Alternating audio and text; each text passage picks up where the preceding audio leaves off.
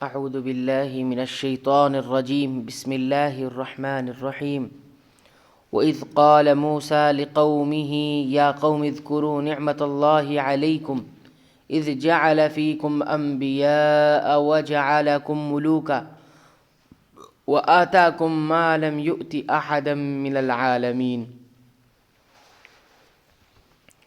اور یاد کرو موسیٰ علیہ السلام نے اپنی قوم سے کہا کہ اے میری قوم کے لوگو، اللہ تعالیٰ کے اس احسان کا ذکر کیا کرو کہ اس نے تم سے پیغمبر بنانے اور تمہیں بادشاہ بنا دیا، اور تمہیں وہ دیا جو تمام عالم میں کسی کو نہیں دیا۔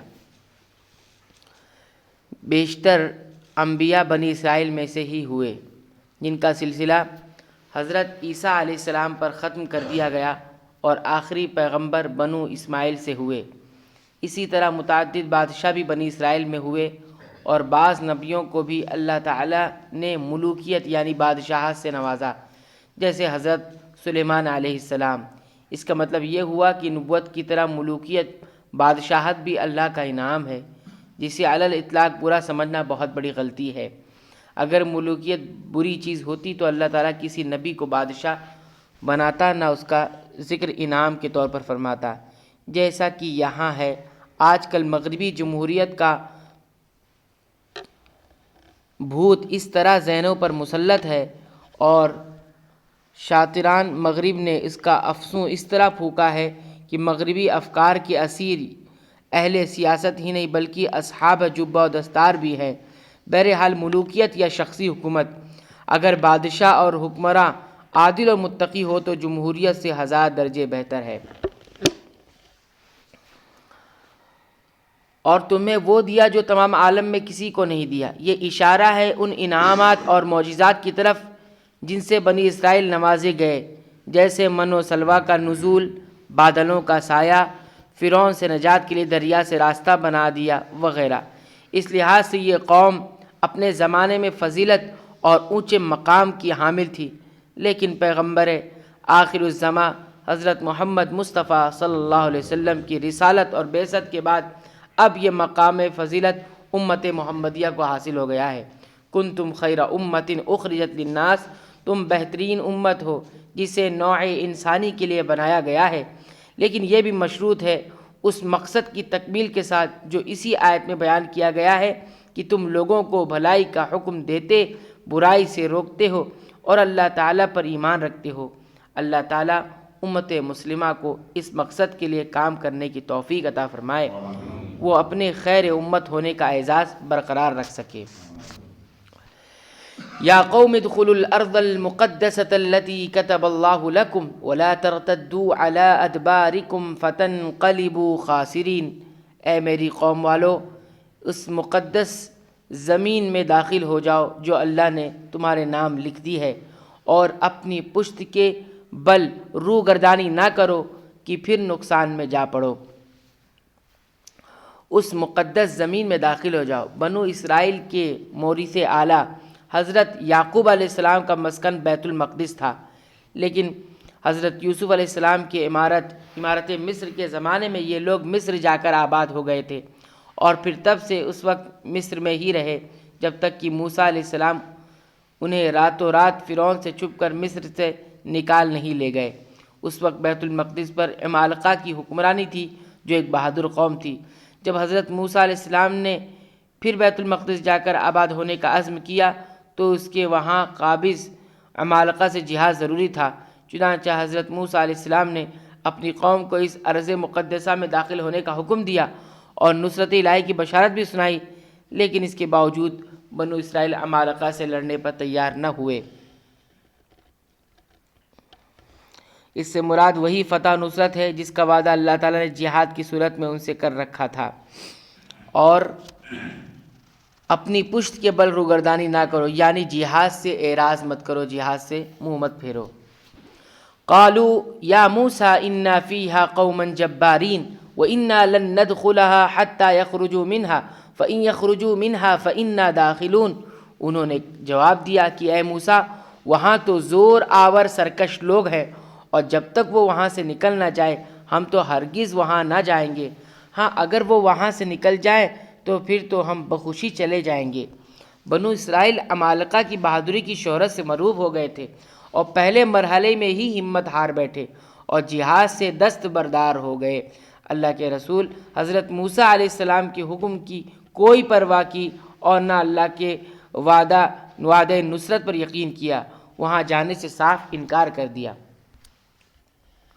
قال رجلان من الذين يخافون انعم الله عليهم ادخلوا عليهم الباب فاذا دخلتموه فانكم غالبون وعلى الله فتوكلوا ان كنتم مؤمنين۔ دو شخصوں نے جو خدا ترس لوگوں میں سے تھے، جن پر اللہ کا فضل تھا، کہا کہ تم ان کے پاس دروازے میں تو پہنچ جاؤ، دروازے پر قدم رکھتے ہی یقیناً تم غالب آ جاؤ گے، اور تم اگر مومن ہو تو تمہیں اللہ تعالیٰ پر ہی بھروسہ رکھنا چاہیے۔ قوم موسیٰ علیہ السلام میں سے صرف یہ دو شخص صحیح معنوں میں ایماندار نکلے جنہیں نصرت الہی پر یقین تھا۔ انہوں نے قوم کو سمجھایا کہ تم ہمت تو کرو، پھر دیکھو کس طرح اللہ تمہیں غلبہ عطا فرماتا ہے۔ قالوا یا موسیٰ انا لن ندخلها ابدا ما داموا فیها فاذهب انت وربك فقاتلا انا هاهنا قاعدون۔ قوم نے جواب دیا کہ اے موسیٰ، جب تک وہ وہاں ہیں تب تک ہم ہرگز وہاں نہ جائیں گے، اس لیے تم اور تمہارا پروردگار جا کر دونوں ہی لڑ بھڑ لو، ہم یہیں بیٹھے ہوئے ہیں۔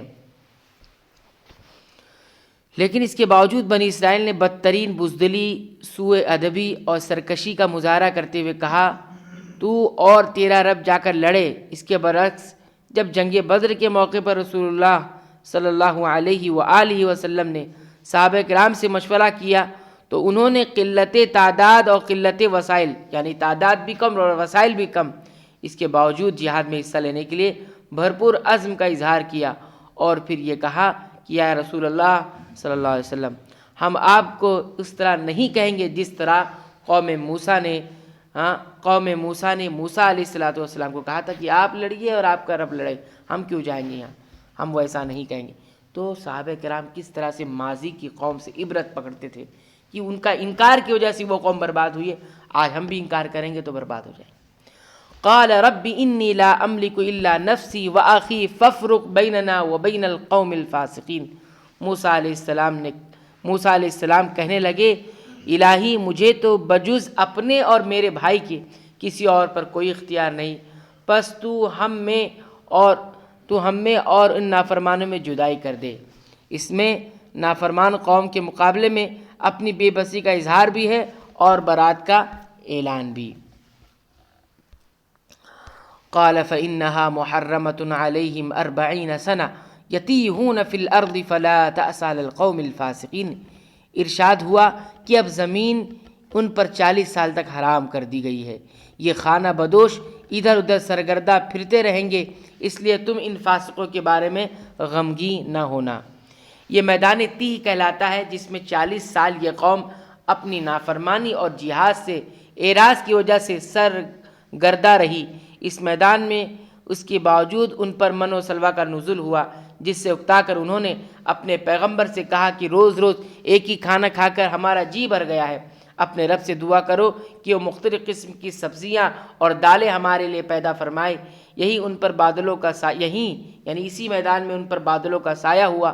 پتھر پر حضرت موسیٰ علیہ السلام کی لاٹھی مارنے سے 12 قبیلوں کے لیے 12 چشمے جاری ہوئے، اور اس طرح کے دیگر انعامات ہوتے رہے۔ 40 سال بعد پھر ایسے حالات پیدا کیے گئے کہ یہ بیت المقدس کے اندر داخل ہوئے۔ پیغمبر جب دیکھتا ہے کہ دعوت و تبلیغ کے باوجود میری قوم سیدھا راستہ اختیار کرنے کے لیے تیار نہیں ہوئے، جس میں اس کے لیے دین و دنیا کی سعادتیں اور بھلائیاں ہیں، تو فطری طور پر اس کو سخت افسوس اور دلی صدمہ ہوتا ہے۔ یہی نبی کا بھی حال ہوتا تھا، جس کا ذکر قرآن کریم نے متعدد جگہ فرمایا، لیکن آیت میں حضرت موسیٰ علیہ السلام سے خطاب کر کے کہا جا رہا ہے کہ جب تو نے فریضہ تبلیغ ادا کر دیا اور پیغام الہی لوگوں تک پہنچا دیا اور اپنی قوم کو ایک عظیم الشان کامیابی کے نقطۂ آغاز پر لا کھڑا کیا، لیکن اب وہ اپنی دون ہمتی یعنی کم ہمتی اور بد دماغی کے سبب تیری بات ماننے کو تیار نہیں، تو تو اپنے فرض سے سبکدوش ہو گیا اور اب تجھے ان کے بارے میں غمگی ہونے کی ضرورت نہیں۔ ایسے موقع پر غمگینی تو ایک فطری چیز ہے، لیکن مراد اس تسلی سے یہ ہے کہ دعوت و تبلیغ کے بعد اب تم عند اللہ یعنی اللہ کے پاس بری الذمہ ہو گئے ہو، اب تمہاری کوئی ذمہ داری نہیں رہ جاتی ہے۔ اللہ تعالیٰ سے دعا ہے کہ رب العالمین ان آیات میں جو بھی تعلیمات اور جو بھی رہنمائیاں رب العالمین نے بیان فرمائی ہے، ان تمام تعلیمات اور رہنمائیوں پر ہمیں گامزن ہونے کی توفیق عنایت فرما، آمین۔